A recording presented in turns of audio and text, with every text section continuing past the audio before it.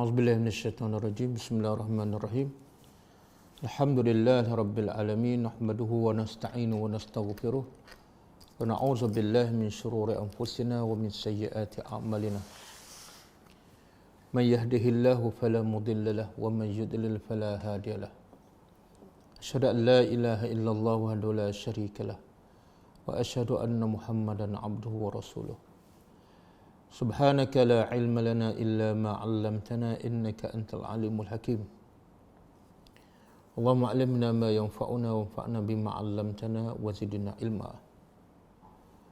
Allahumma ati anfusana taqwaha wa zakkiha anta khairu man zakkaha.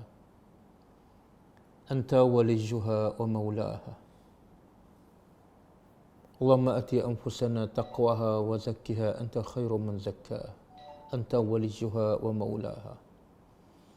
Alhamdulillah, bersyukur kepada Allah Subhanahu wa taala yang masih memberi peluang kepada kita untuk menambahkan amalan soleh kita sebagai bekalan sebelum kita dijemput oleh Allah Subhanahu wa taala pada bila-bila masa dan di mana-mana sahaja. Semoga peluang yang diberi oleh Allah ini kita guna sebaiknya. Fastabiqul khairat. Sama-sama kita berlomba untuk berebut apa saja amal soleh yang boleh kita lakukan dengan penuh ikhlas. Walaupun amalan itu nampak kecil, tapi dengan keikhlasan sesuatu amalan ia boleh menyelamatkan kita daripada neraka Allah Subhanahu wa taala. Sebagaimana sabda Nabi SAW dalam satu hadis, ittaqun nar walau bisyakki tamrah. Takutlah api neraka dan lakulah sesuatu untuk kamu mengelak diri kamu daripada dibakar dalam neraka, walau bisyakki tamrah, walaupun dengan kamu menginfakkan atau bersedekah bukan 1 kilo kurma, bukan sebiji kurma, tapi sepotong kurma.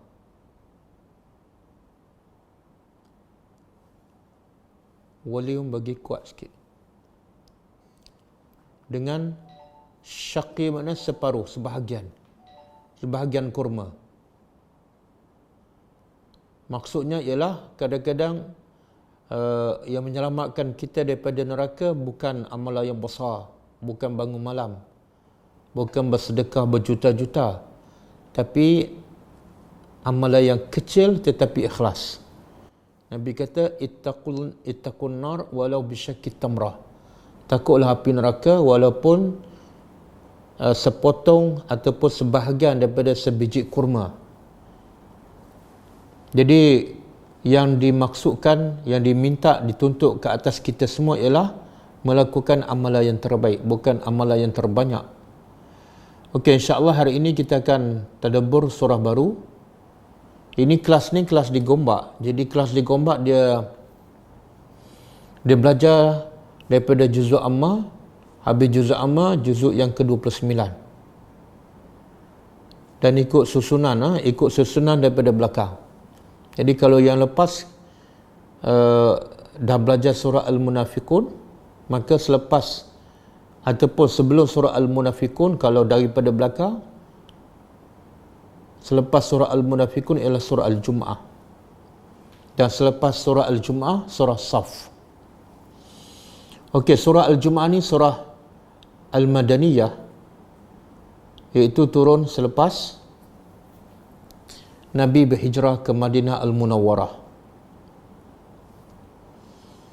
Ada satu hadis yang berkaitan dengan surah Al-Jum'ah, hadis sahih riwayat Muslim.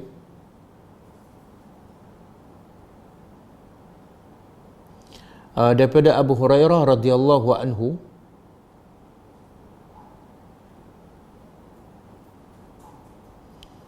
kata Abu Hurairah, kunna julusan inda Nabi SAW fa unzilat alaihi suratu Al-Jum'ah. Kata Abu Hurairah, satu masa kami duduk bersama Nabi SAW, lalu turunlah ke atas Nabi ketika itu surah Al-Jum'ah. Ketika itu turunlah surah Al-Jum'ah.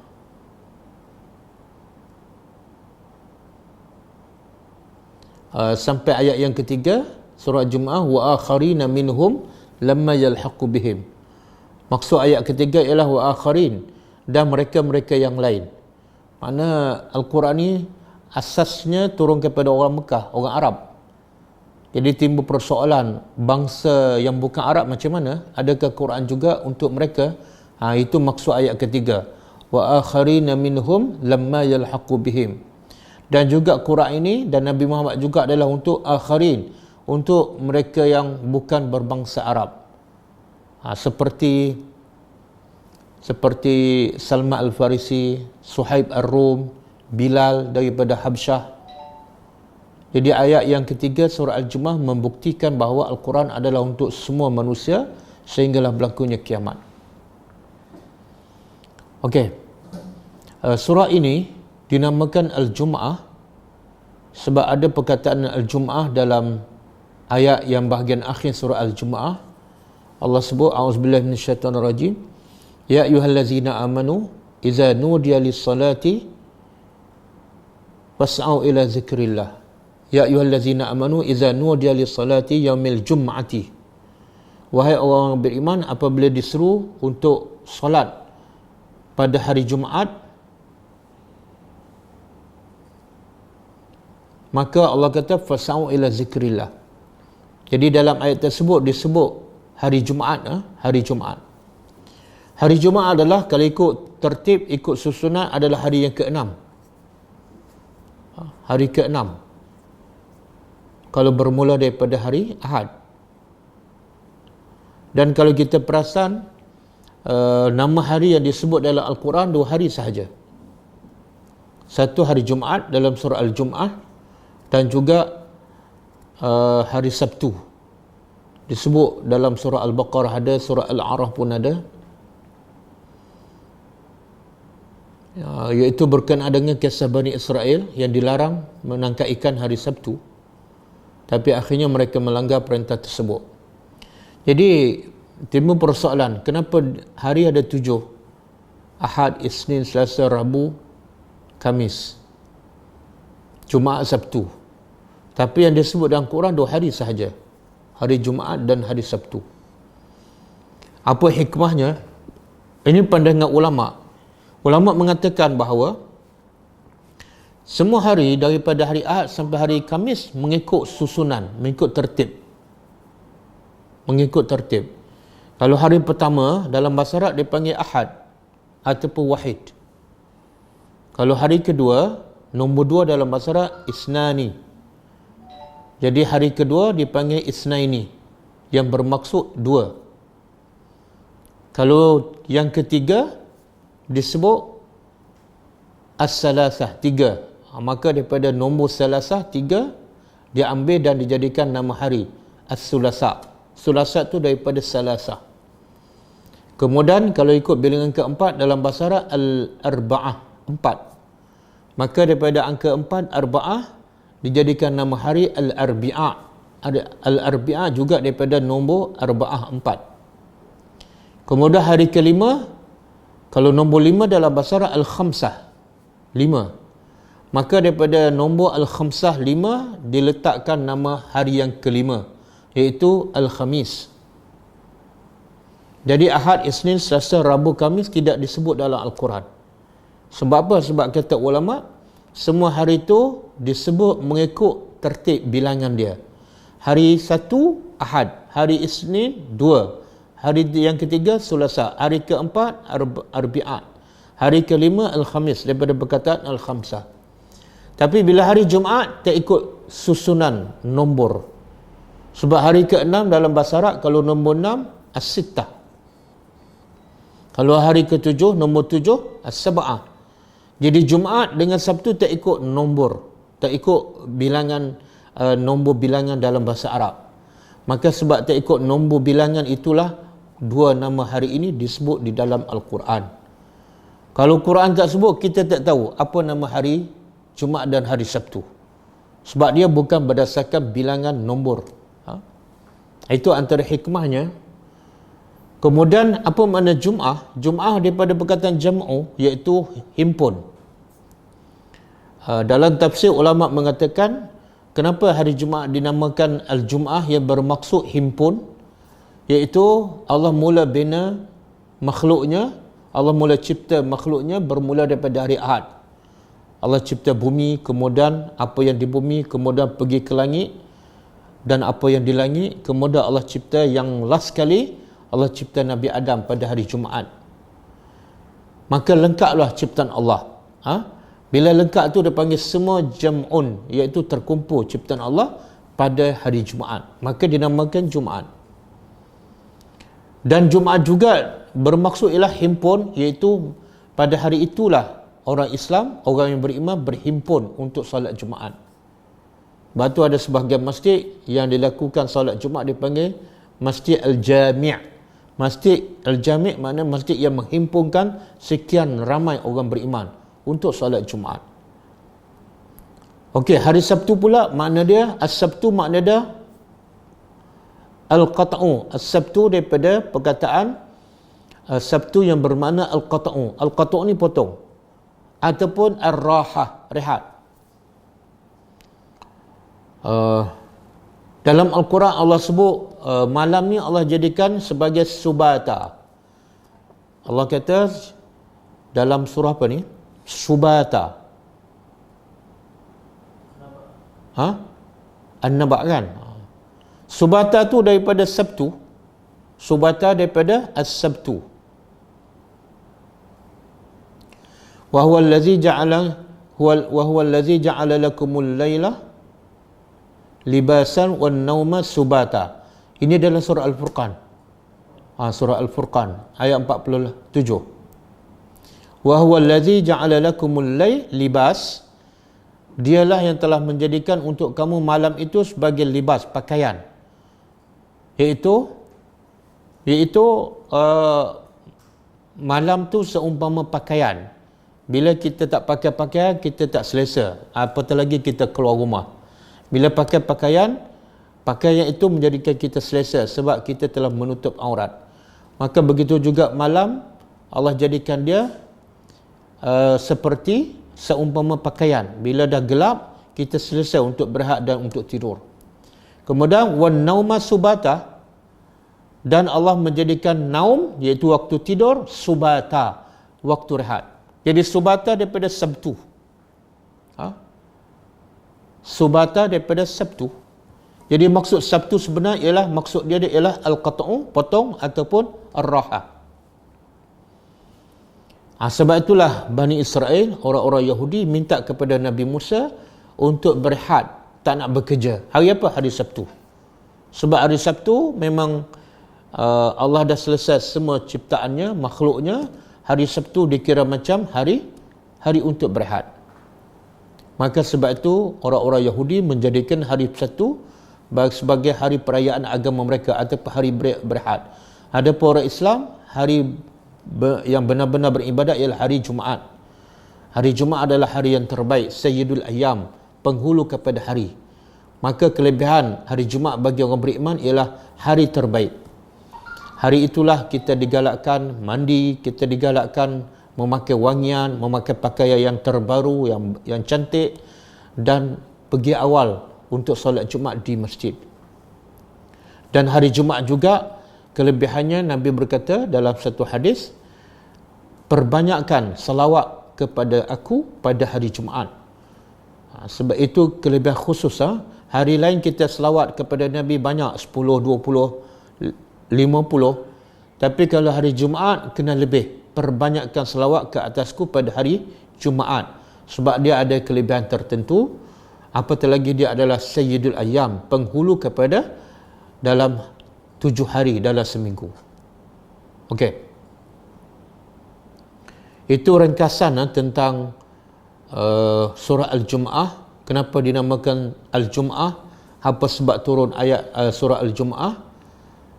Dan antara kelebihan surah Al-Jum'ah ialah Nabi selalu membaca ketika solat Jumaat. Ketika solat Jumaat, Nabi membaca rakaat pertama surah Al-Jum'ah. Rakaat kedua Nabi membaca surah Al-Munafiqun. Bila solat Jumaat, Nabi baca rakaat pertama surah Al-Jum'ah, rakaat kedua Nabi baca surah Al-Munafiqun. Maknanya kalau surah Al-Jum'ah, Allah menceritakan tentang orang-orang yang beriman. Maka di rakaat kedua Nabi baca cerita pasal orang munafik. Kenapa? Sebagai amaran. Sebagai amaran, bila kamu beriman, walaupun kamu sahabat Nabi, belum tentu kamu selamat daripada sifat munafik. Jadi dua surah ni mengingatkan orang beriman. Jadilah orang beriman sebagaimana dalam surah Al-Jum'ah, dan berhati-hatilah daripada sifat munafik sebagaimana dalam surah Al-Munafikun. Okey, kita tadabbur satu persatu.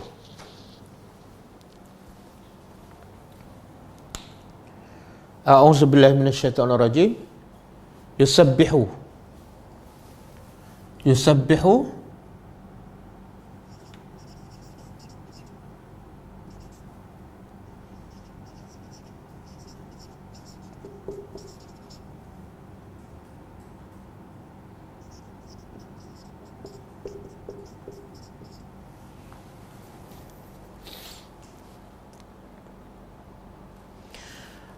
Allah guna perkataan yusabbihu. Kalau kita perasan dalam surah Al-Isra, subhanallazi,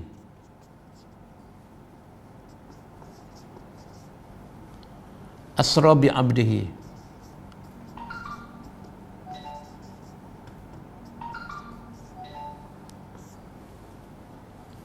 Ini surah Al-Isra.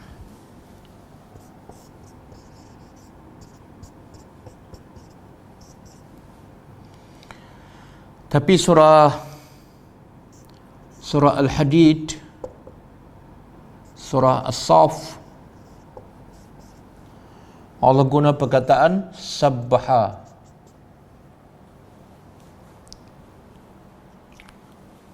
Kemudian surah Al-Jum'ah, surah At-Taghabun, Allah guna yusabbihu.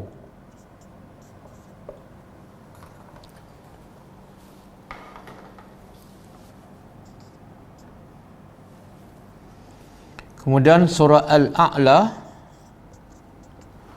Allah guna sabbihis.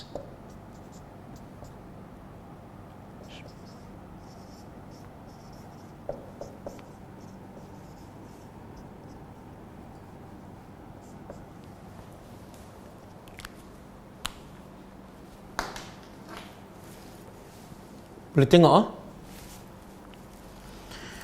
cuba tengok.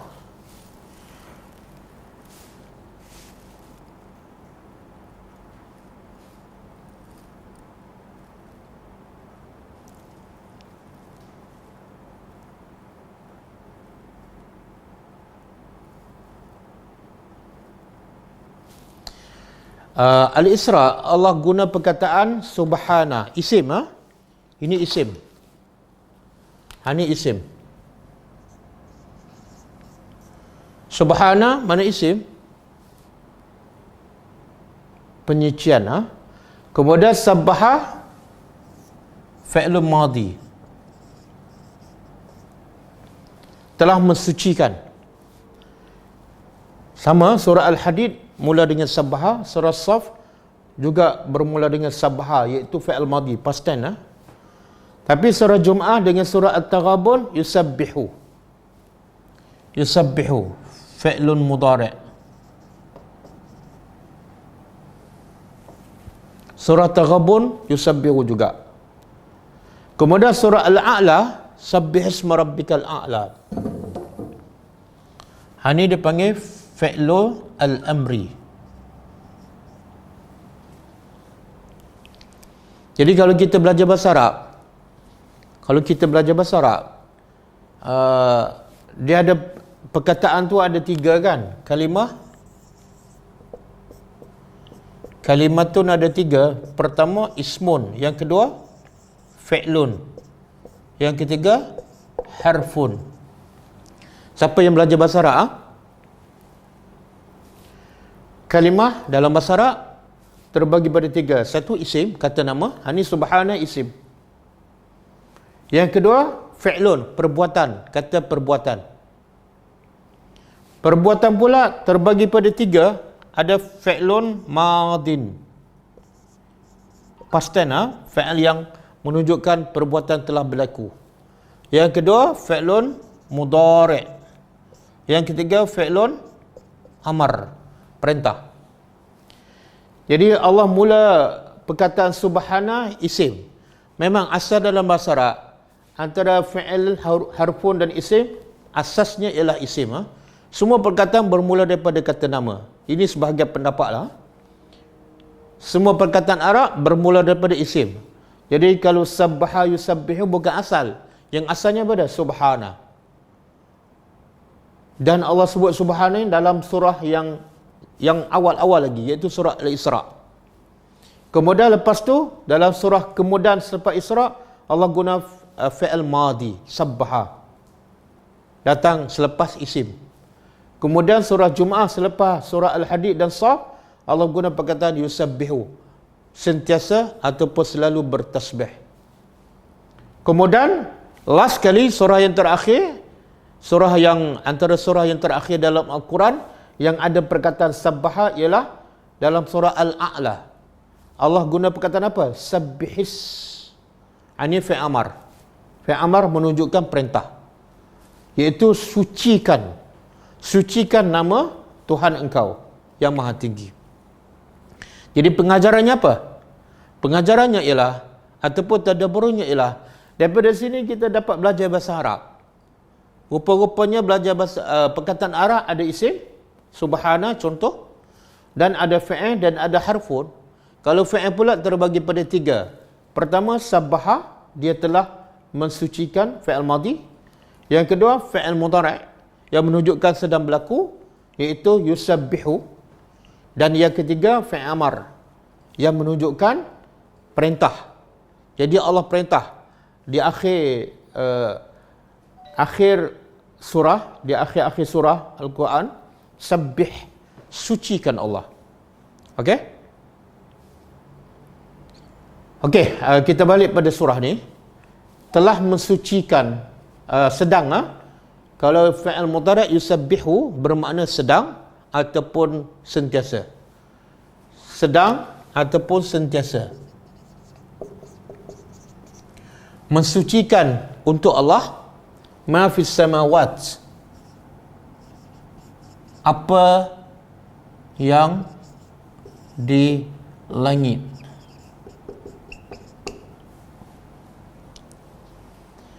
wa ma fil ardi, dan apa yang di bumi.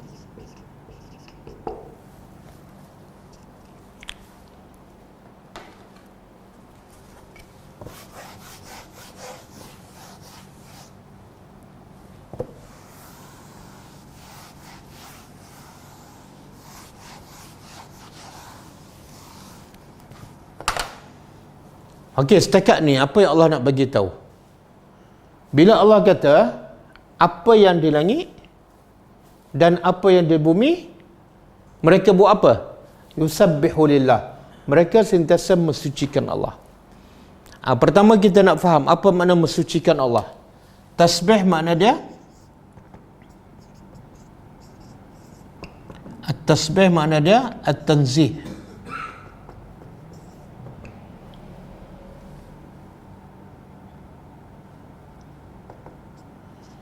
Tanzihullah minan naqais,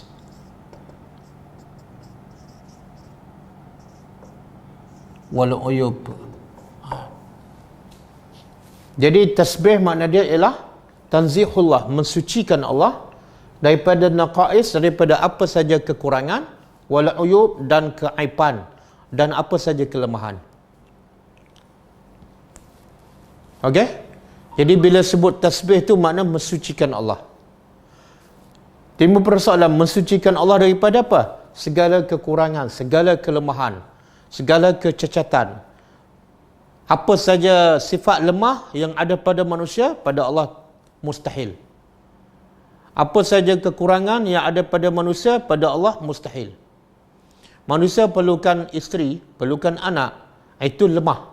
Maka pada Allah tidak ada. Allah tak perlukan isteri, Allah tak perlukan anak. Manusia perlukan makan, kalau tak makan boleh mati. Allah tidak ada. Manusia ni pelupa, Allah sentiasa ingat yang telah berlaku, yang sedang berlaku dan yang akan berlaku pun Allah dah tahu. Okey? Jadi Allah nak beritahu siapa yang mensucikan Allah ni, siapa yang menganggap Allah tu hebat, semua yang di langit dan semua yang di bumi. Okey. Yang kedua, apa dia yang di langit ini? Bila disebut apa yang di langit, Allah tak sebut apa, maka termasuk semua sekali. Termasuklah para malaikat, termasuklah apa-apa saja yang di langit, bintang, bulan, matahari, sama ada yang bernyawa ataupun yang tak bernyawa, sama ada yang berakal ataupun yang tak berakal. Begitu juga apa saja yang di bumi, apa saja yang di bumi. Biasanya dalam bahasa Arab, kalau orang yang berakal Allah sebut man. Man ni sebenarnya lil aqil. Adapun ma untuk li ghairil aqil. Kaedah bahasa Arab, kalau man ni untuk lil aqil, untuk orang berakal. Sebab tu kalau kita nak tanya orang tu ada rumah tak, ataupun nak tanya siapa awak, kita tanya man anta. Kita jangan tanya ma. Sebab ma untuk yang tak berakal, seperti kayu, pokok, haiwan. Jadi ma ni soalan ataupun perkataan untuk yang tak berakal. Kalau untuk berakal, man. Okey? Kita tanya man anta, jangan tanya ma anta. Kalau tanya ma anta, orang tu bukan orang lah, sama ada kayu ataupun plastik ke. Okey? Jadi dalam ayat ni Allah guna apa? Man ke ma? Allah guna apa?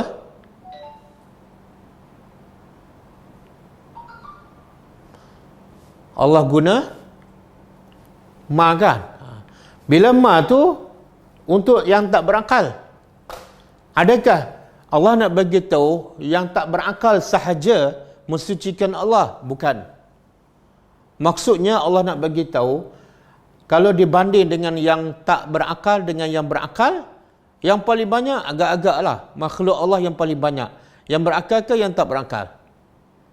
Kata ulama, biasanya yang paling banyak ialah yang tak berakal. Kalau campur-campur semua, yang tak berakal lagi banyak.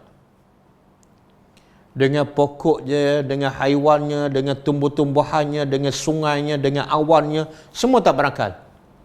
Maka bila yang paling banyak tak berakal, Allah guna ma. Tapi maksud dia termasuk juga man yang berakal. Okey? Jadi kaedah bahasa Arab macam tu. Bila yang paling banyak, maka Allah guna perkataan itu. Yang paling banyak tak berakal, Allah guna ma. Tapi bukan menafikan man. Okey? Jadi apa yang di bumi semua mensucikan Allah. Apa dia? Sama ada manusia yang berakal ataupun haiwan yang tak berakal ataupun tumbuh-tumbuhan dan semua sekali. Okey. Jadi pokok berzikir kepada Allah, ya. Haiwan-haiwan semua berzikir kepada Allah, ya. Apa lagi? Air berzikir kepada Allah, ya. Kipas apa semua berzikir kepada Allah, ya. Telefon kita berzikir tak? Ya. Boleh buka surah Al-Isra ayat 44. Buka surah Al-Isra ayat 44. Bagaimana mereka berzikir? Apa bahasa yang mereka guna? Apa bahasa yang mereka guna? Apa zikir yang mereka amalkan? Allah sebut dalam surah Al-Isra ayat 44.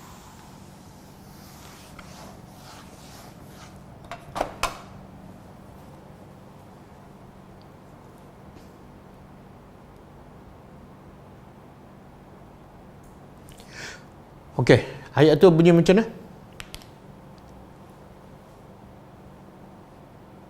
Surah Al-Isra ayat 44.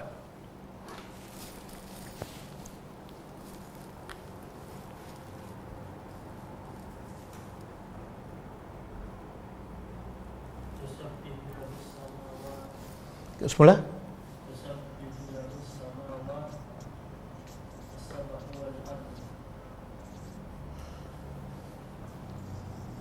Samawatu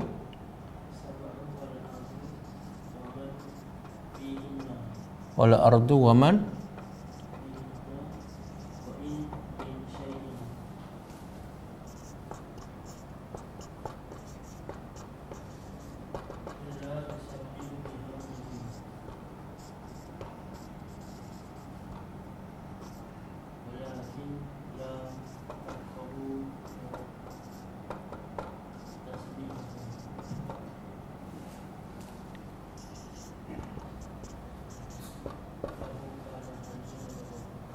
Okey. Ini ayat ini menjelaskan lagi bahawa semua makhluk Allah yang berakal ataupun yang tak berakal berzikir dan mensucikan Allah. Allah kata tusabbihu, mensucikan lahu bagi Allah as-samawat as-sab'u. Ini Allah sebut langit 7 lapis.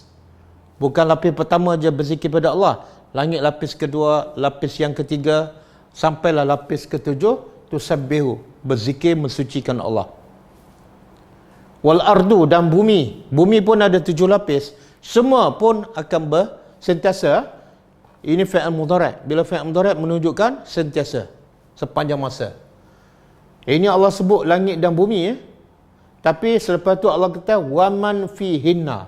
Dan siapa saja yang ada di 7 lapis langit dan di 7 lapis bumi juga mensucikan Allah. Dan Allah tegaskan lagi apa dia? Wa in min syai'in. Ayat ni lagi power. Wa in min syai'in, tidak ada sesuatu pun illa yusabbihu, melainkan dia akan sentiasa mensucikan dengan memuji Allah. Tidak ada sesuatu melainkan dia akan mensuci dengan memuji Allah. Maksud apa tu? Semua sekali. Ini ayat ni wa in min syai'in, tidak ada dari apa sahaja kecuali dia mensucikan Allah. Bahasa apa yang mereka guna, zikir apa yang mereka amalkan, Allah tak sebut. Cuma Allah bagi tahu walakin la tafqahuna, akan tetapi kamu tak faham bahasa zikir mereka. Kamu dengar pun tak faham, lagilah tak. Tasbihahum. Jadi mereka zikir dengan apa, bahasa apa amalan zikir mereka, itu tak penting.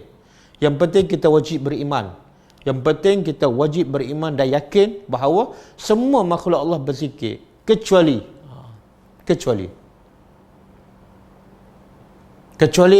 ada makhluk yang tak berzikir. Siapa? Orang kafir. Orang kafir tak mungkin berzikir pada Allah. Kalau dia berzikir, dia beriman. Yang kedua, orang munafik. Yang ini terkecuali, yang terkecuali berzikir.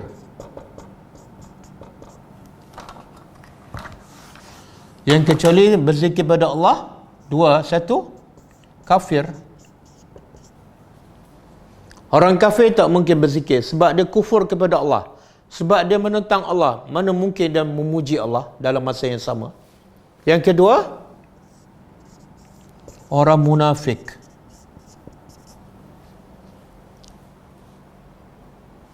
Dua golongan ni saja yang tak berzikir pada Allah. Orang munafik berzikir juga tapi sedikit, maka zikir dia sebenarnya sia-sia. Orang munafik zikir sedikit.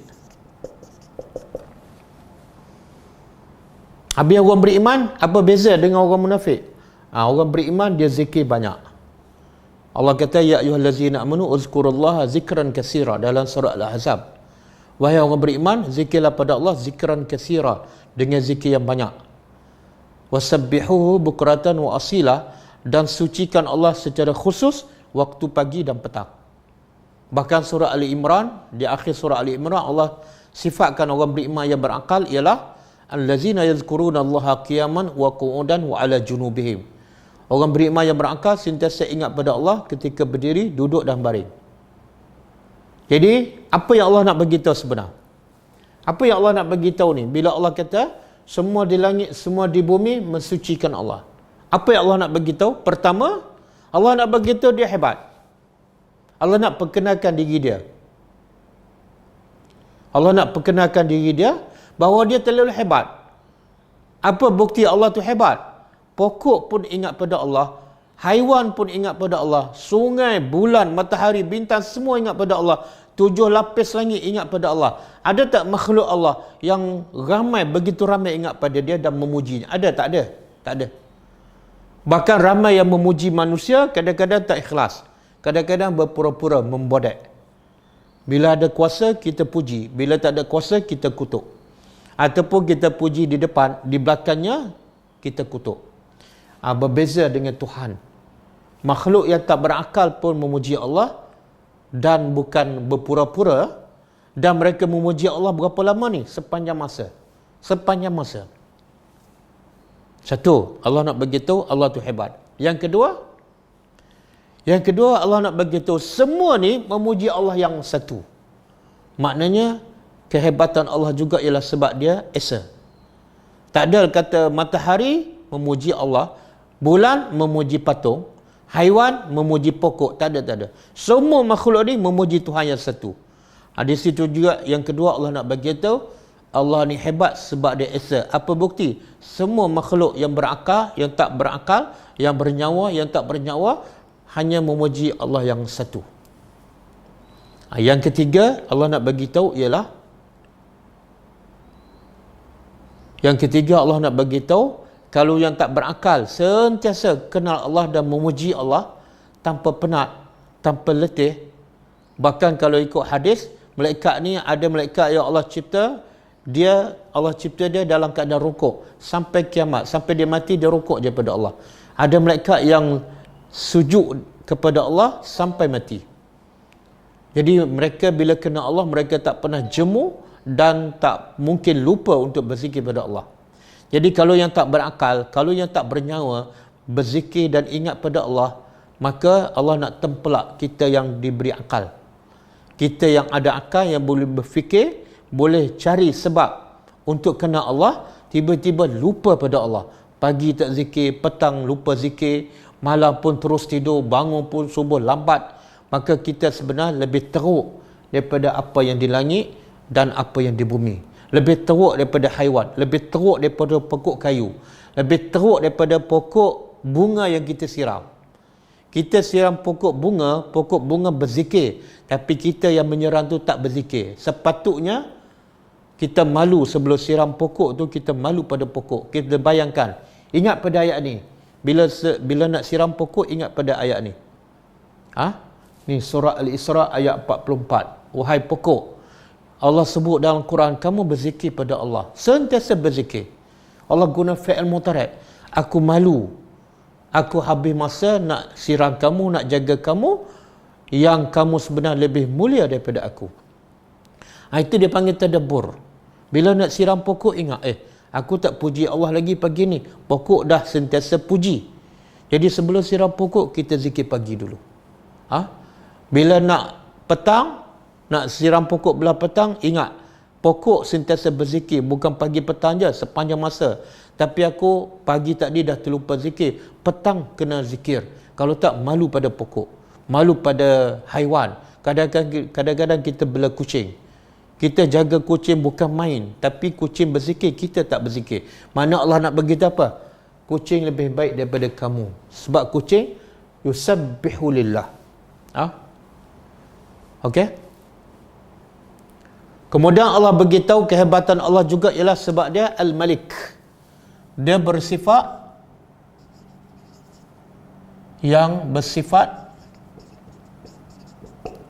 Malik, raja. Ataupun pemilik. Malik.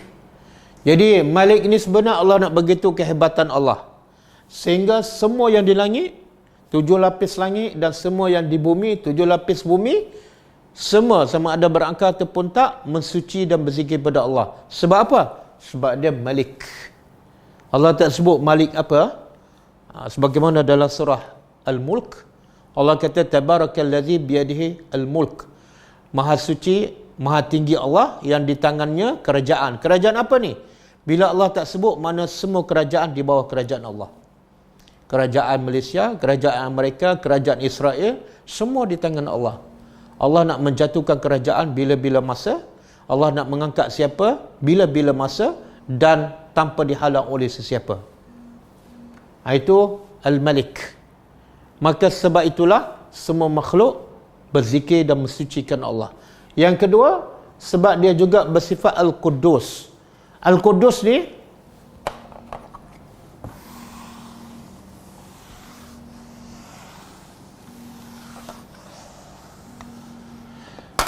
Al-Quddus makna dia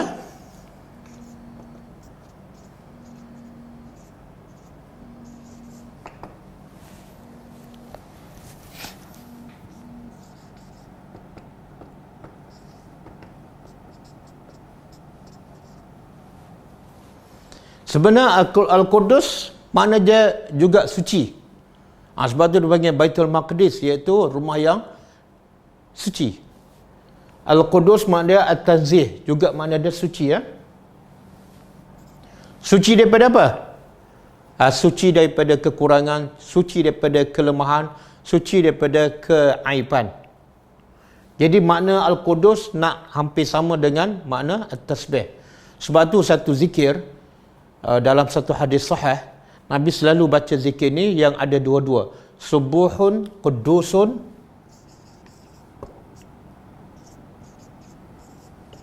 Subuhun Quddusun wa Rabbul Malaikah.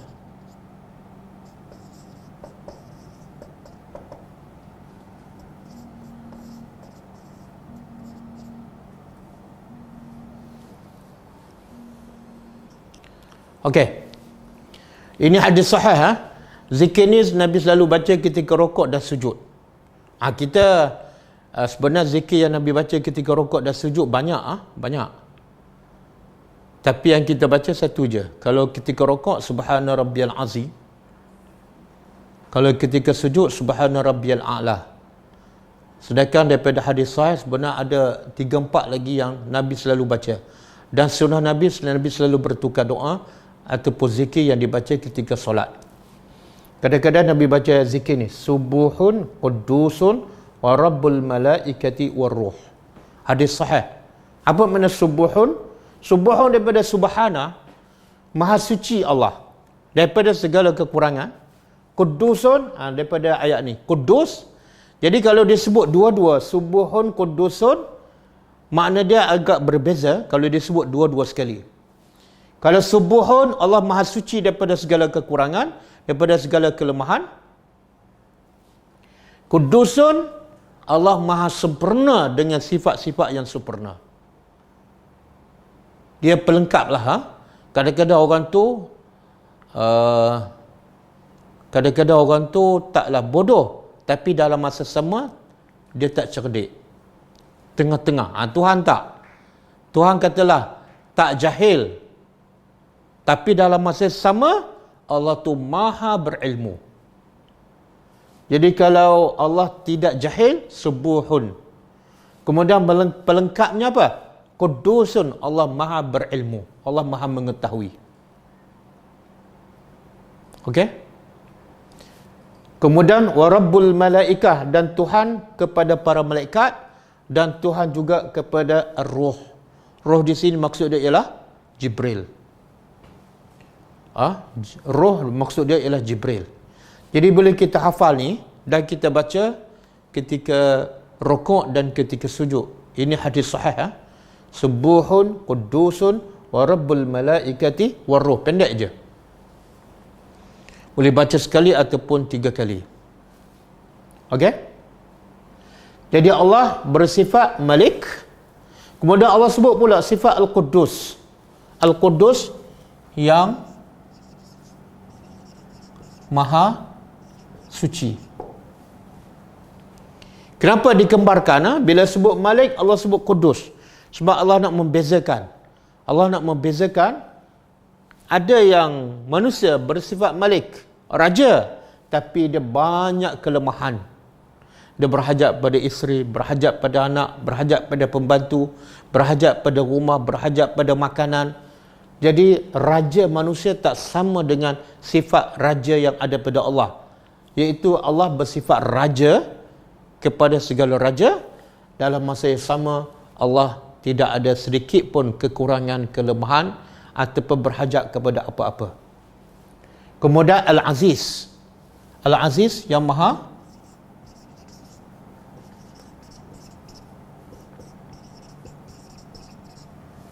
yang maha perkasa. Kenapa Allah sebut maha perkasa pula? Sebab ada juga raja tapi dia tak ada kuasa pun, ataupun ada kuasa tapi banyak halangan, dia tak boleh buat. Dia nak buat tu tak boleh, kuasa ada. Maka Allah nak bezakan. Allah ni bila ada kuasa, bila dia raja, dia maha suci daripada segala kelemahan, dia juga adalah Al-Aziz. Dia boleh buat apa saja dia nak, bila-bila masa. Contoh sekarang, dalam konteks kita sekarang ialah Allah nak jadikan manusia semua duduk kat rumah. Allah nak jadikan manusia tak keluar rumah. Allah nak jadikan manusia hampir semua kedai-kedai tutup. Allah nak jadikan manusia, ramai manusia hilang pekerjaan. Allah nak jadikan manusia bila keluar rumah je takut nak dekat dengan orang, takut nak bersalam. Bila keluar rumah je pakai mask, pakai topi muka. Allah nak buat semua tu hanya perlu Allah buat. Allah hantar COVID-19. Itu Al-Aziz. Dan sehingga sekarang yang mati pasal COVID-19 tu dah mencecah hampir 400,000. Allah tak perlu hantar senjata, Allah tak perlu hantar para malaikat beribu-ribu untuk mematikan sebanyak bilangan hampir 1,5 juta dalam tempoh 3-4 bulan. Itu Al-Aziz. Siapa boleh halang? Tak boleh. Dan sehingga sekarang vaksin ataupun ubat untuk menghalang COVID-19 tidak ada. Sebab apa? Sebab yang hantar tu adalah Al-Aziz. Itu mana Al-Aziz. Okey, kemudian Al-Hakim. Yang maha Al-Hakim, bijak dan penuh hikmah.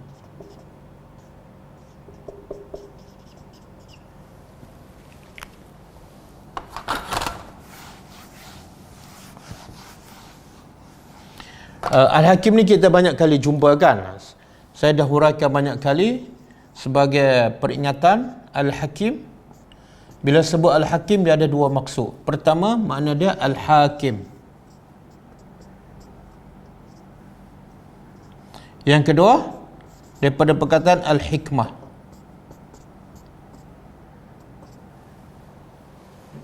Okey? Bila kita nak faham makna Al-Hakim, kita kena faham dia merangkumi dua maksud. Pertama, Al-Hakim makna dia Al-Hakim. Apa makna Al-Hakim? Iaitu Allah sahaja yang boleh menjadi hakim, yang boleh membuat undang-undang, yang boleh memutuskan apa saja perkara. Itu makna Al-Hakim yang pertama. Daripada perkataan hukum. Hukum tu makna hukum, peraturan, dan itu adalah hak Allah sahaja. Manusia tak boleh buat undang-undang. Kalau buat undang-undang kita ikut, mungkin kita boleh jadi syirik kepada Allah. Tidak ada hukum yang terbaik melainkan hukum Allah. Jadi bila kita faham Al-Hakim, kita tak berani nak buat apa-apa, termasuklah buat benda bid'ah. Sebab ibadat pun mesti datang daripada Allah. Walaupun nampak Nabi yang buat, tapi sebenarnya itu adalah wahyu. Itu juga makna Al-Hakim.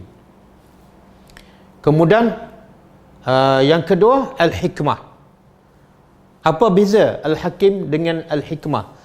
Al-Hakim buat undang-undang, buat peraturan. Al-Hikmah, setiap undang-undang, setiap peraturan mesti ada hikmah dia. Mesti ada kebaikan, mesti ada kebijaksanaan Allah. Mana kita kena yakin, kena beriman, apa saja yang Allah takdirkan, satu, menunjukkan Allah Al-Aziz, Allah hebat. Yang kedua, dalam kehebatan Allah, Allah tidak akan buat sembrono.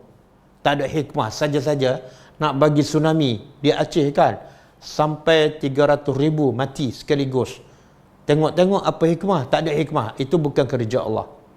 Nak hantar COVID-19 kan, apa hikmah? Tak ada, saja-saja Allah nak main-main. Tak, itu bukan kerja Tuhan.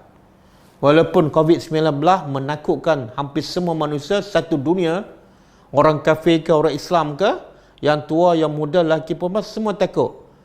Dan ramai yang mati. Dan kita semua tahu kan, bila kena wabak COVID-19 tu, tak ada siapa boleh pergi ziarah. Tak ada siapa boleh pergi tengok kalau dia mati.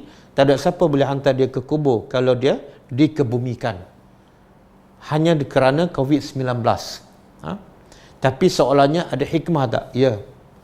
Pasti ada Al-Hakim. Allah yang menghantar kerana dia Al-Aziz. Allah yang memutuskan peraturan. Allah yang menetapkan takdir. Dan semua yang Allah tetapkan ada hikmahnya. Okey? Jadi apa hikmah? Kalau saya tanyalah, apa hikmah daripada COVID-19? Orang beriman sentiasa berfikir, bukan dia berfikir pasal ayat Allah je, tapi dia berfikir tentang ciptaan Allah, tentang takdir Allah. Apa hikmahnya? Kita boleh senaraikan beratus-ratus hikmah, beratus-ratus hikmah daripada COVID-19. Kalau bagi saya lah, terlalu banyak hikmah yang Allah nak bagi pada saya sepanjang COVID-19 ni. Antaranya apa dia? Kita semakin dekat dengan Allah. Sebelum ni kita dikejar oleh dunia, kita jadi hamba dunia, kejar duit, kejar masa, nak cari duit je. Akhirnya solat kita tak tenang, solat tak khusyuk, jiwa tak tenteram. Sebab apa? Jadi hamba dunia. Jadi sekarang Allah hantar COVID-19 supaya kita tak kejar dunia. Banyak masa kita untuk Allah, banyak masa untuk kita tadabbur ayat Allah, banyak masa kita dengan keluarga, banyak solat kita lebih khusyuk, lebih tenang di awal waktu. Ada banyak masa kita untuk tadabbur Al-Quran. Nikmat yang paling besar ialah, nikmat yang paling besar ni, Allah turunkan Al-Quran sehingga Quran tu menjadi rabi'a qalbi, penawar, penyejuk hati kita. Selama ni kita bekerja dengan dunia, Quran jadi bahan simpanan kita, ataupun kita baca hanya musim tertentu sahaja. Maka hikmah paling besar Allah hantar COVID-19 ialah supaya kita lagi dekat, fafirru ilallah, kita semakin dekat dan lari kepada Allah, bukan lari kepada dunia. Dan hubungan keluarga kita pun semakin baik. Banyak masa untuk isteri, banyak masa untuk anak-anak. Hubungan kita lebih mesra. Dan tanggungjawab kita sebagai bapa, sebagai ibu kepada anak-anak semakin dapat kita laksanakan dengan sebaik yang mungkin. Sebab banyak masa kita ada bersama mereka. Dan dosa kita pun dah kurang. Bila COVID-19 kita tak keluar rumah, tak tengok benda haram, tak dengar orang mengumpat, tak ada kawan-kawan dah. Sebab tak boleh duduk dekat, kena jarak 1 meter. Mana ada orang mengumpat jarak 1 meter?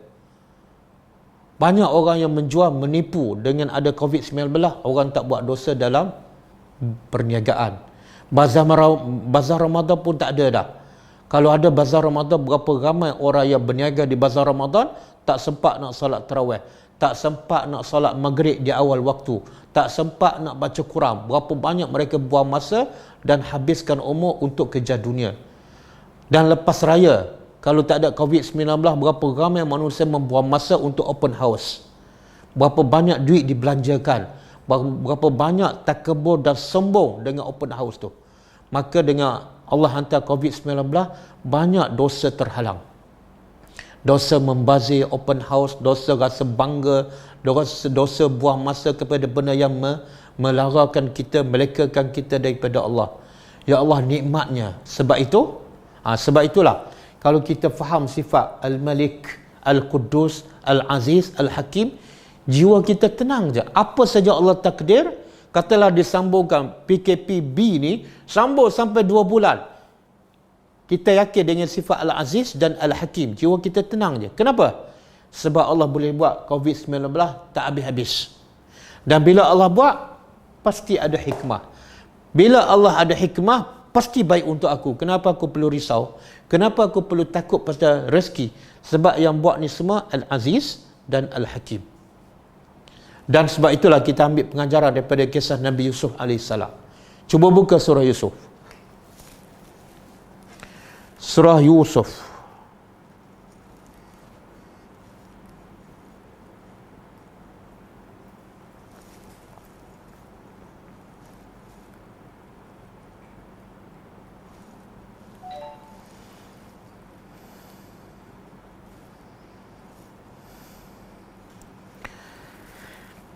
Surah Yusuf ayat 33.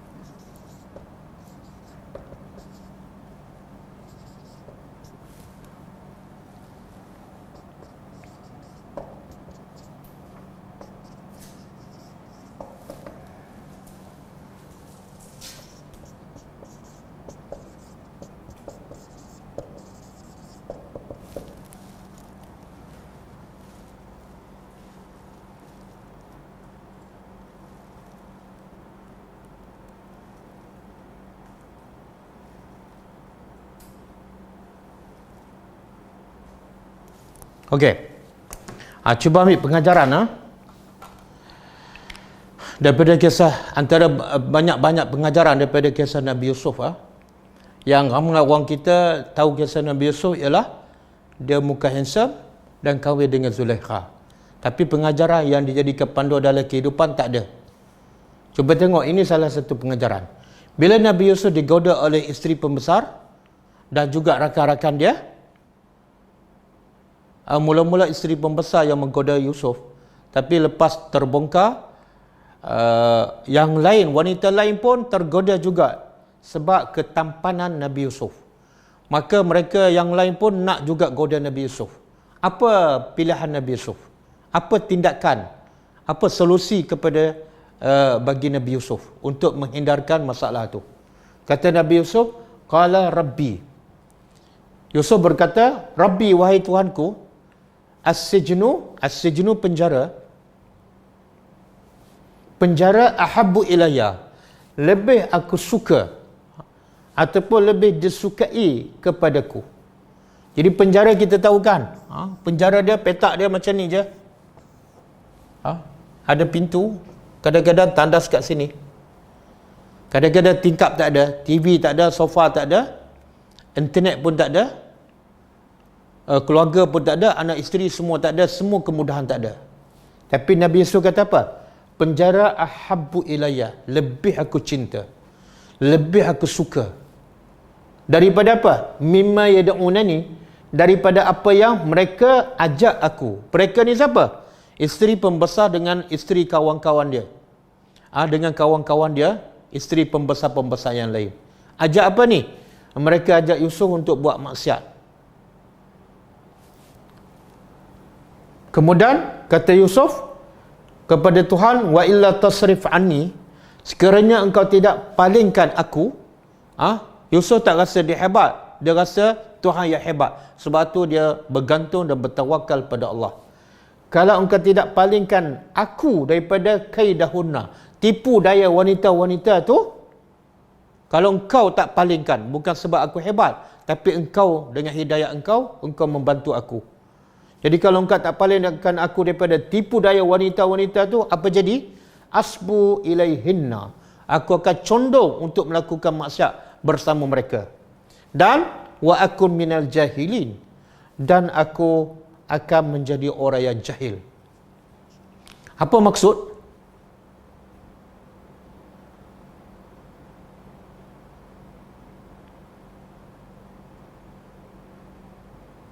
Okey. Nanti saya jawab tu. Pasal orang merungut tak boleh solat masa COVID-19. Okey. Jadi apa pengajaran daripada kisah Nabi Yusuf ni? Saya dah terjemah.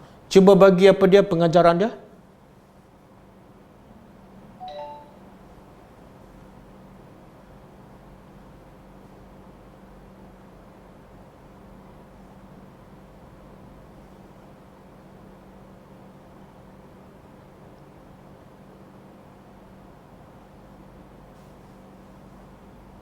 Apa pengajaran dia?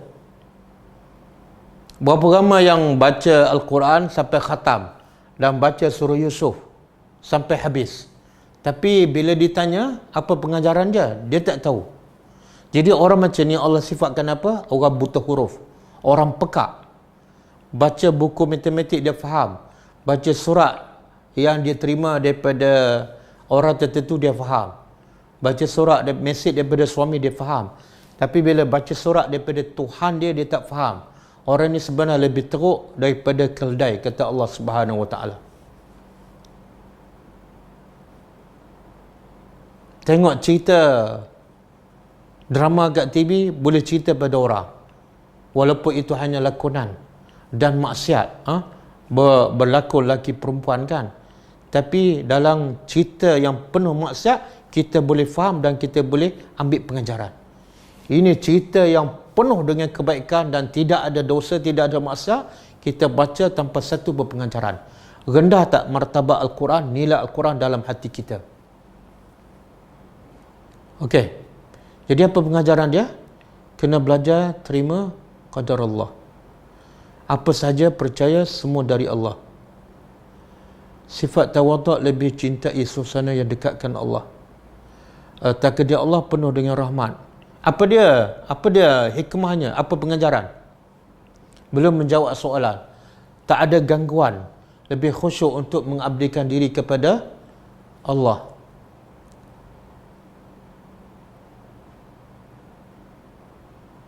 Dah itu antara pengajaran, tapi belum yang saya nak. Banyak hikmah. Musibah itu membawa kepada kebaikan. Okey. Tolonglah jangan doa kami tak jadi keldai. Kenapa saya nak doa supaya jadi keldai pula? Saya akan doa supaya jadi orang yang tadabbur dan menghayati Al-Quran.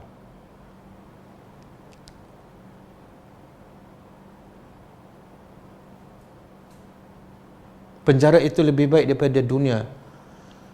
Pengajaran yang paling besar apa dia?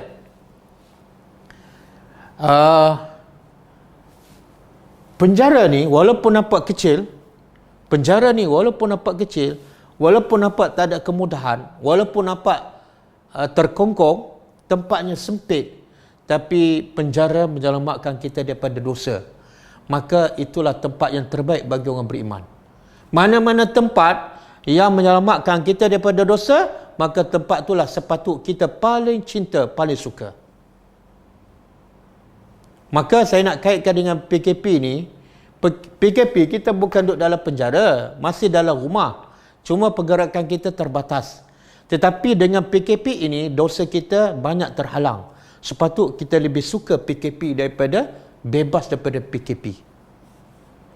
Kalaulah dengan kita bebas daripada PKP ni, kita lagi akan banyak melakukan dosa. Jumpa orang, bersembar. Bila bersembar, mengumpat. Bila pergi kerja je, buka aurat. Bila pergi kerja je, solat lambat. Ya Allah. Ini pengajaran paling besar. Allah nak beritahu melalui kisah Nabi Yusuf, tempat yang paling selamat bagi kamu, tempat yang paling aman bagi kamu ialah tempat yang paling selamat daripada dosa. Walaupun namanya penjara. Sebab tu saya kata antara hikmah paling besar dalam tempoh COVID-19 ni ialah banyak dosa-dosa yang kita lakukan sebelum ni terhalang. Sama ada mengumpat, tengok benda haram, buang masa, membazir makanan, open house. Ya Allah, bagi saya lah rasa nikmatnya hidup, rasa tenangnya jiwa bila dosa kita kurang. Jadi jangan tengok rezeki kurang, tapi tengoklah dosa bertambah tak. Kalau rezeki ada, dosa bertambah, maka rezeki itu sebenarnya musibah. Tapi kalau rezeki kurang, dosa kurang, maka rezeki itu adalah satu nikmat. Tengok, Nabi Yusuf, dia semakin sempit tak rezeki dalam penjara. Ya, dia tak bekerja, tak boleh nak makan apa saja dia nak. Tapi nikmat yang paling besar dalam penjara apa? Dosanya tak ada. Sebab tu dia kata, penjara ahabbu ilayya. Penjara lebih aku suka, lebih aku seronok, walaupun sempit, walaupun tak bebas, tapi sebenarnya aku bebas daripada dosa. Semoga Allah jadikan kita, hati kita lebih seronok berada di tempat yang tidak ada dosa, daripada bebas bergerak, bebas bekerja tapi penuh dengan dosa. Setiap hari kita buat dosa. Okey? Jadi kita balik pada ayat kita. Saya nak ulang balik. Kalau kita yakin dengan nama-nama Allah, sebab tu satu masa saya akan buat kelas khas pasal nama-nama Allah ni. Salah satu cara nak kenal Allah, salah satu cara nak cinta Allah ialah tadabbur nama-nama Allah. Ini kita dah tadabbur ni. Al-Malik, nama Allah. Al-Quddus, nama Allah. Al-Aziz, nama Allah. Al-Hakim, nama Allah. 4 sekaligus. Jadi kalau kita faham satu persatu maksud nama Allah, jiwa kita akan tenang. Duduk dalam PKP pun okey, tak ada PKP pun okey, dalam penjara pun okey, tak ada masalah. Sebagaimana kata Syekhul Islam Ibn Taymiyah, dia selalu ditangkap, diseksa oleh pemerintah zamannya, sehingga dia kata apa? Apa yang musuh nak buat padaku? Kalau aku dibuang negeri, aku boleh melancong tengok kebesaran Allah. Kalau aku dibunuh, aku mati syahid. Kalau aku di penjara, aku boleh berkhalwat kepada Allah, ibadatku lebih khusyuk tanpa ada gangguan dan tanpa dosa. Itulah nilai orang beriman. Nilai orang beriman bukan nak duit banyak, tapi nak dosa kurang. Bukan nak rumah yang selesa, tapi nak rumah yang menghalangnya daripada dosa. Apa makna rumah selesa, rumah besar, tapi dalam rumah tu penuh dengan maksiat. Kereta mewah, tapi berlaku pembaziran dan sombong setiap masa. Okey? Jadi ingatlah nama Allah, Al-Malik, Al-Quddus, Al-Aziz, Al-Hakim. Kalau kita yakin dengan nama Allah ni, hidup kita akan tenang. Kenapa aku nak menggelabah bila Allah takdirkan aku sakit? Sedangkan Allah tu maha berkuasa. Bila Allah nak bagi aku sakit, tak ada siapa boleh halang. Doktor pakar macam mana pun tak boleh. Yang kedua, bila Allah mampu memberi aku sakit apa saja, mesti ada al-hikmah. Dan hikmah Allah kadang-kadang kita tak nampak sekarang. Kadang-kadang kita nampak bila selepas tahun. Tapi wajib kita yakin, setiap takdir Allah pasti ada hikmahnya. Sebagaimana Allah sebut kisah dalam surah Al-Kahfi kan, anak kecil dibunuh sebab apa? Allah Al-Aziz. Kemudian apa hikmah? Ada hikmah tak? Ada hikmah. Walaupun namanya mati, walaupun mak bapak kehilangan anak, tapi anak tu selamat daripada neraka. Mak bapak selamat daripada syirik kepada Allah. Okey? Jadi kita berhenti setakat ayat 1.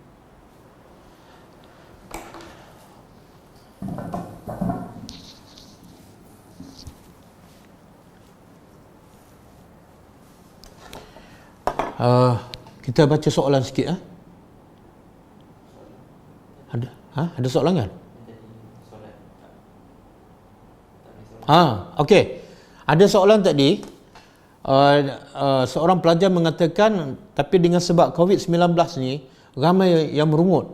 Sebab tak boleh pergi ke masjid, sebab tak boleh solat Jumaat, kan? Kelas pun tak ada. Sebenarnya, bila dia merungut tu, dia tak faham sifat Allah Al-Aziz dan Al-Hakim. Bila Allah bagi COVID-19, bila Allah hantar ni, maka menyebabkan kita tak boleh solat berjemaah di masjid. Tapi kita lupa satu hadis Nabi kata, siapa yang sakit ataupun musafir, dia akan dapat pahala sebagaimana dia lakukan sebelum dia sakit ataupun sebelum dia musafir. Jadi bagi orang beriman, sebelum datang COVID-19, sebelum PKP, dia selalu pergi solat Jumaat setiap hari, 5 kali sehari. Tiba-tiba bila Allah hantar COVID-19 dan tak dibenarkan pergi ke masjid, dia solat kat rumah. Subhanallah, nikmatnya apa? Dia tak dapat pergi masjid, tapi dia dapat pahala pergi masjid. Dia hanya solat di rumah, tak berjalan pun, tak panas pun, tapi pahalanya sama dengan orang yang solat di masjid. Jadi apa masalah? Kenapa nak merungut? Kamu merungut sebab kamu tak faham. Sebab tu dalam satu hadis Nabi kata kepada para sahabat yang keluar berjihad. Nabi kata apa? Pada sahabat yang keluar bersama Nabi dalam peperangan. Nabi kata di Madinah ada kumpulan manusia duduk di Madinah, tak pergi berperang pun, tapi dia dapat pahala seperti kamu. Kamu naik bukit, berperang, cedera, patah tangan, mereka relax kat rumah, tapi dia dapat pahala seperti kamu. Maka sahabat pun bertanya, siapa mereka itu? Mereka-mereka itu ialah orang yang dihalang oleh keuzuran. Mereka bukan tak nak pergi, tapi dia sebab tua, sebab sakit, mereka tak boleh pergi. Maka Nabi kata orang macam ni dapat pahala seperti kamu yang pergi berperang. Subhanallah, nikmatnya Islam, itulah Islam. Jadi jangan sedih kepada siapa yang tak boleh pergi salat berjemaah di masjid dalam tempoh PKP. Jangan sedih kalau tak boleh salat Jumaat. Kalau sebelum ni kamu selalu salat berjemaah, bergembiralah. Bergembiralah, absyiru. Sebab pahala kamu salat berjemaah di masjid setiap hari kamu dapat. Walaupun salat di rumah. Pahala kamu salat Jumaat setiap minggu kamu dapat. Walaupun kamu salat zuhur di rumah. Tapi syarat kamu sentiasa buat sebelum datang COVID-19. Tapi kalau kamu tak buat, memang kamu bukan rugi sekarang. Sebelum PKP pun kamu dah rugi. Okey? Jadi jangan merungut. Ingat, Al-Aziz mesti ada Al-Hakim. Apakah cara, macam mana nak siap orang yang dera anaknya semasa PKP ni sebab stres hilang kerja?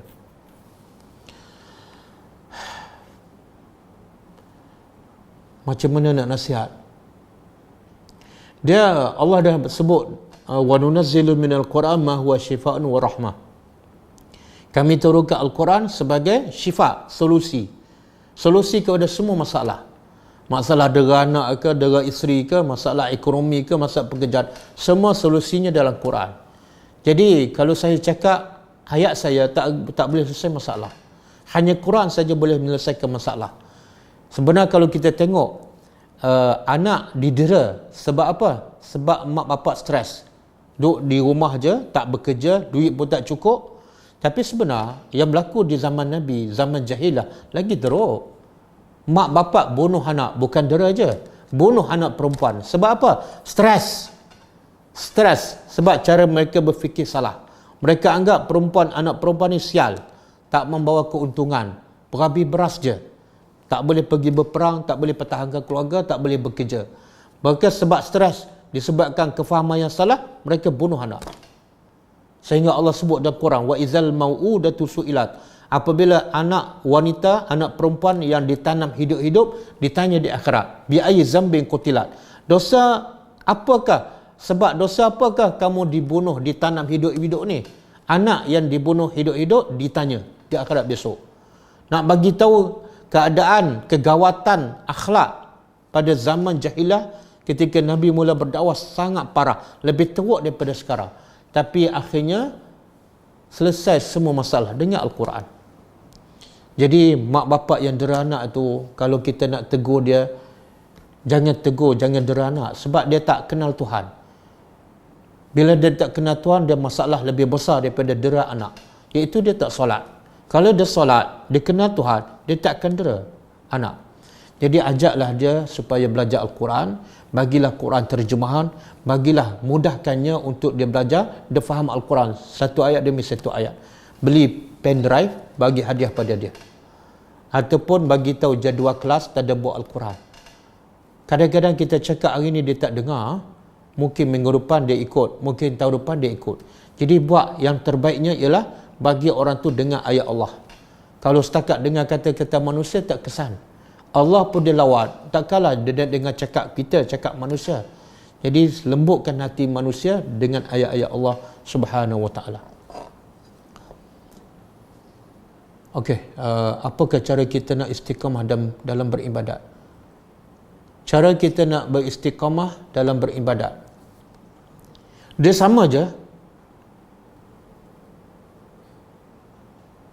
Dia sebenarnya sama je.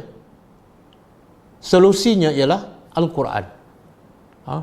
Sebab itulah kalau kita selalu baca Al-Quran, selalu tadabbur, kita akan dapat istiqamah. Yang tak istiqamah ni sebenarnya jauh daripada Al-Quran. Percayalah, saya bersumpah dengan nama Allah, wallahi, siapa yang jauh daripada Quran, dia tak mungkin istiqamah. Cuba tengoklah orang yang tak solat, orang yang solat bulan Ramadan saja, orang yang puasa Ramadan kemudian tak puasa 6. Cuba tengok keadaan dia. Demi Allah, orang ni sebenarnya jauh daripada Al-Quran.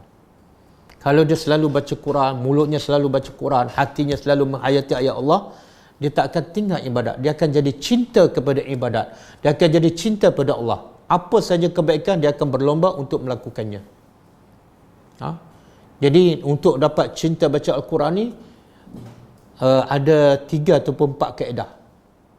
3 ataupun 4 kaedah supaya kita sentiasa dekat dengan Al-Quran. Pertama, jangan cakap banyak lah. Mau pakar motivasi apa pun, kadang-kadang pakar motivasi pun ada masalah dengan keluarga. Sebab dia tak faham Al-Quran. Jadi untuk dapat cinta pada Al-Quran supaya kita istiqamah, supaya semua masalah kehidupan kita selesai, pertama, kita kena yakin Quran ni sebagai penyelamat kita di akhirat besok. Bermula daripada mati, dibawa ke kubur, bermulalah penyelamat kita yang paling hebat, Quran. Satu-satunya Al-Quran dengan izin Allah. Jadi bila kita bayangkan Quran ni penyelamat kita, kita tak akan tinggal dia. Mana mungkin kita tengah lemas, ada kayu kat depan kita, kita biarkan kayu tu hanyut je. Tak, kita akan capai sebab kita yakin masa tu kayu tu penyelamat kita. Mana mungkin kita jatuh dalam perigi, ada tali. Tali tu penyelamat kita. Kita yakin tali tu penyelamat. Mana mungkin kita tinggal tali tu. Jadi keyakinan pertama, supaya kita lebih dekat dan cinta pada Al-Quran, yakinlah Quran satu-satunya penyelamat kita, bukan di akhirat saja, di dunia lagi. Bila mindset kita Quran penyelamat, kalau aku tinggal, tak selamat. Siapa nak bantu aku dalam kubur? Siapa nak bantu aku di padang mahsyar? Wajib aku baca, wajib aku. Satu. Yang kedua, yakinlah Quran ni banyak akan memberi kebaikan pada kita. Sehingga Allah sebut dalam surah ayat yang kita pernah tadabbur, yu'til hikmatan man yasha wa man yu'tal hikmah faqad utiya khairan katsira. Dalam surah Al-Baqarah, Allah kata Allah memberi hikmah kepada siapa yang dia kehendaki, dan siapa yang diberi hikmah, maka orang tu telah diberi kebaikan yang banyak. Apa hikmah? Al-Quran. Jadi yang kedua, mindset kita, kalau kita nak apa-apa kebaikan, tidak boleh lawan kebaikan Al-Quran. Maka bila kita yakin kebaikan yang paling banyak, yang paling hebat daripada Al-Quran, kita tak tinggal Quran. Kita mesti sediakan masa khas, masa yang terbaik untuk Quran. Kenapa? Sebab Quran inilah yang akan banyak memberi kebaikan pada kita. Apatah lagi kita tahu, dengan membaca Al-Quran tu, satu huruf 10 pahala. Satu huruf 10 pahala. Kalau 10 huruf 100, kalau 1000, ya Allah. Jadi betulkan cara kita berfikir. Aku nak kebaikan tapi tinggal Al-Quran. Tak, kita tak akan dapat kebaikan. Kita akan dapat keburukan. Yang ketiga, kita yakin dengan membaca Al-Quran dan tadabbur sahaja, maka kita akan dapat segala-galanya. Kita akan dapat Tuhan. Bila kita baca Al-Quran dan kita tadabbur, kita faham apa yang Tuhan cakap dan kita ikut. Bila kita ikut semua perintah Allah, kita akan dapat segala-galanya. Kenapa? Allah bersama kita. Jadi nak harta, milik Allah. Nak isteri, pemiliknya Allah. Nak anak, pemiliknya Allah. Nak selesai masalah, penyelesaiannya Allah. Jadi bacalah Quran dengan tadabbur, dengan yakin bahawa dengan tadabbur dan beramal dengan apa yang kita faham, maka Allah akan bersama kita. Dan bila Allah bersama kita, semua masalah kita akan selesai. Tak mungkin kita ikut perintah Allah, masalah kita Allah biarkan macam tu. Tak mungkin. Jadi 3 langkah supaya kita lebih cinta, lebih dekat pada Al-Quran. Pertama, yakin Al-Quran penyelamat kita di akhirat besok, bahkan di dunia lagi. Yang kedua, Quran paling banyak memberi kebaikan pada manusia. Kalau nak kebaikan, jangan tinggal Al-Quran. Yang ketiga, bila kita baca dan tadabbur Al-Quran, kita bukan setakat dapat kebaikan, tapi kita dapat pemilik kebaikan. Bila kita ikut semua perintah Allah, kita dah dapat Allah. Bila dapat Allah, kita dapat segala-galanya. Okey. Adakah makhluk jin juga berzikir? Ya, jin berzikir, tapi jin yang Islam. Jin yang kafir tak akan berzikir, sama dengan manusia yang kafir. Cicak kat rumah kita pun berzikir. Jadi bila nak bidas cicak, tanya dulu, aku berzikir tak? Kalau tak berzikir, jangan bunuhlah cicak tu. Malu ke cicak? Dah? Kalau kita pernah ambil hak orang tapi kita cari tak jumpa orang itu, macam mana nak kembalikan? Okey, ulama bagi kaedah, bila kita ambil hak orang, termasuklah kita mengumpat, tapi orang tu dah hilang. Sama ada mati ke ataupun pindah dan kita tak tahu di mana tempatnya. Maka ulama bagi kaedah, iaitu kita minta ampun kepada Allah, pertama. Yang kedua, kita bersedekah atas nama orang tu. Ya Allah, aku bersedekah ni RM50 dan pahala dia aku bagi pada orang yang aku ambil barangnya, yang aku tak boleh nak pulangkan sebab tak jumpa. Kita minta ampun kepada Allah, kemudian kita bersedekah atas nama orang tu. Macam mana kita nak sedekah dengan orang yang rapat dengan kita yang tidak bersyukur? Sama aja soalan. Bagi Al-Quran, bagi Quran terjemah, berapa ramai yang revert pada Islam sebab dia faham Al-Quran, bukan kata-kata manusia. Siapa yang jauh daripada Quran pasti dia tak boleh istiqamah. Okey. Dah. Razia ajak apa? Dah. Macam mana nak tolong kawan yang ada masalah mental? Dia kata ada suara dalam kepala yang nak dia buat perkara yang tak baik, yang ganggu fikiran dia. Dia buat terapi di hospital pun tak kurang. Wallahu alam. Ini boleh cari ustaz-ustaz yang buat ruqyah lah. Macam ustaz apa? Saya pun tak buat ruqyah ni. Ini kena cari ustaz yang buat ruqyah yang menggunakan ayat Al-Quran. Boleh Google. Al-Quran penyelamat kita ketika bagaimana nak tarik orang yang lama tak solat kerana ikut tarikat tertentu. Jawapannya sama dengan ayat-ayat Allah.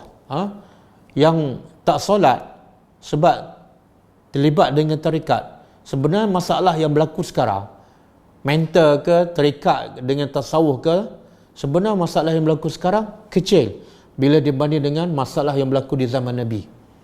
Yang zaman Nabi bukan tinggal solat 2 tahun, bukan 10 tahun, tak pernah solat pun. Bahkan mereka ni sembah berhala 360 berhala sekeliling Kaabah. Semua dapat dirawat, semua dapat dibetulkan dengan Al-Quran. Jadi kita tak ada pilihan. Kalau dengan kata-kata manusia, sehebat Nabi Muhammad pun tak boleh selesai masalah kalau tanpa Al-Quran. Maka orang macam kita ni lagilah tak boleh selesai masalah orang kalau tanpa Al-Quran. Wallahu a'lam.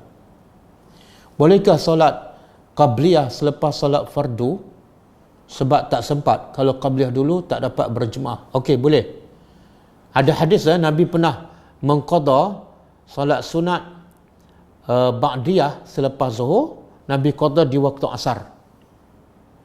Jadi daripada hadis ni menunjukkan boleh kita qada solat sunat qabliyah ke ba'diyah ke yang bukan sengaja kita lambat, bukan sengaja kita tak buat, tapi kita selalu buat. Tiba-tiba ada satu waktu kita terlewat, pergi masjid ataupun surau, orang dah solat Jumaat, kita join solat Jumaat, lepas tu kita qada solat qabliyah. Boleh, ada hadis, ada dalil. Bolehkah? Bagaimana nak hadirkan Allah dan Rasul dalam setiap perkataan dan perbuatan? Tak, bila kita cinta Allah dan cinta Rasul, benda tu automatik akan hadir.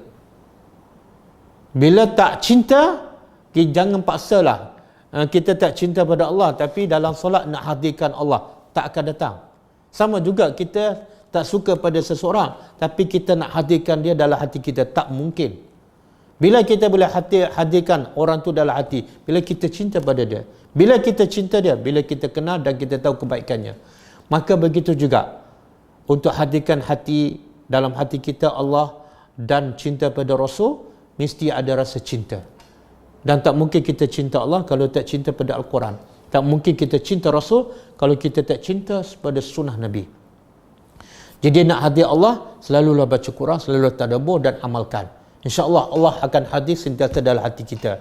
Dan nak hadirkan Rasulullah dalam kehidupan kita, belajarlah sunnah Nabi satu persatu dan amalkan.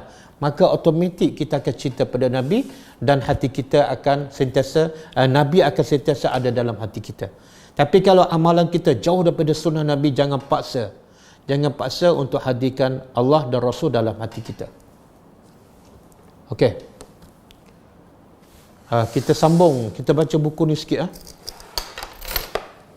Kita baca buku Syarah Bulughul Maram, bab haid dan nifas. Bab al-haid. Kita baca buku Syarah Bulughul Maram, kitab At-Taharah, kitab bersuci, dan kita sampai muka surat 259. Bab al-haid. Definisi haid dan istihadah. Ini bukan khas untuk